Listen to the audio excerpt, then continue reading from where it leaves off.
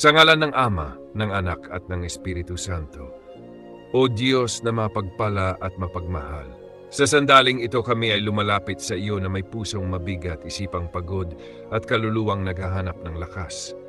Ikaw ang nakakakita ng aming pinagdadaanan. Ikaw ang nakakaalam ng sakit na hindi masabi, ng luha na palihim naming pinupunasan at ng bigat na araw-araw naming pasan. Panginoon, sa panahon ng pagsubok, kapag tila ang mundo ay tahimik at ang sagot ay tila wala, ikaw ang aming hinahawakan. Kapag kami ay nalilito, ikaw ang aming liwanag. Kapag kami ay natatakot, ikaw ang aming kanlungan. Kapag kami ay nanghihina, ikaw ang aming lakas. O Diyos, may mga araw na kami ay napapagod lumaban.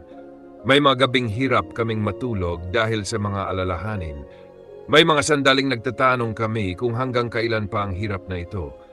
Ngunit sa gitna ng lahat ng ito, inaangat namin ang aming mga puso sa iyo at nagsasabing, Panginoon, magtiwala kami sa iyo. Kung ang pagsubok na ito ay dumating upang kami ay patibayin, bigyan mo kami ng tibay. Kung ito ay dumating upang kami ay turuan, bigyan mo kami ng pangunawa. Kung ito ay dumating upang kami ay ilapit sa iyo, narito kami, Panginoon. O Diyos na mahabagin mo ang bawat pusong sugatan. Yakapin mo ang bawat taong nawawalan ng pag-asa. Pawiin mo ang pangambang bumabalot sa isipan ng mga nakikinig sa panalangin ito. Panginoon, kapag pakiramdam namin ay mag-isa kami, iparamdam mo na ikaw ay kasama. Kapag tila walang nakakaunawa, paalalahanan mo kami na naunawaan mo ang lahat. Turuan mo kaming maghintay ng may pananampalataya, magtiis ng may pag-asa, at magpatuloy ng may tiwala sa iyong plano. May mga pagsubok na hindi namin pinili, may sakit na hindi namin hiniling, may problema na hindi namin ginusto. Ngunit pinipili naming maniwala na ikaw ay kumikilos kahit hindi namin nakikita. O Diyos, ibigay mo ang kapayapaang hindi kayang ibigay ng mundo.